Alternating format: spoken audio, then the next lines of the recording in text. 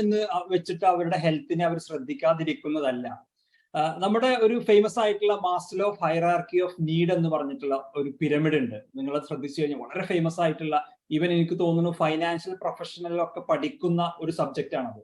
അതായത് അതിന്റെ ഏറ്റവും ബേസിക് ആയിട്ടുള്ള നീഡുകൾ ഉണ്ട്. അത് ഫുൾഫിൽ ചെയ്ത് കഴിഞ്ഞാൽ മാത്രമേ നമുക്ക് ഹയർ ലെവലിലുള്ള കാര്യങ്ങളെ എക്സ്പീരിയൻസ് ചെയ്യാനോ നമുക്ക് കാണുകയോ ചെയ്യുള്ളൂ. അത് നമ്മുടെ ഒരു സൈക്കോളജിക്കൽ എവല്യൂഷണറി പെർസ്പെക്റ്റീവ് ആണ്. നമ്മളുടെ ആദ്യത്തെ ഏറ്റവും ഇമ്പോർട്ടന്റ് ആയിട്ട് ഹ്യൂമൻ ബീങ്സിന് വേണ്ടത് ഭക്ഷണവും പാർപ്പിടവും വസ്ത്രവുമാണ്. അപ്പൊ അത് കഴിഞ്ഞിട്ടേ പിന്നെ കമ്പാഷനും ലവും അതുപോലെ തന്നെ സെൽഫ് ആക്ച്വലൈസേഷനും സെൽഫ് ഇംപ്രൂവ്മെന്റിലും ഒക്കെ ആളുകൾ ഫോക്കസ് ചെയ്യത്തുള്ളൂ.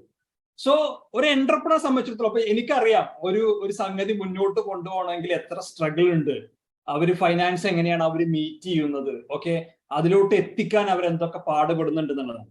സോ അൺഫോർച്ചുനേറ്റ്ലി അവരുടെ ബയോളജിക്കൽ പ്രോഗ്രാം, അതായത് ഓൾഡ് പ്രോഗ്രാം ആണ് അവരെ റൈഡ് ചെയ്യുന്നത്.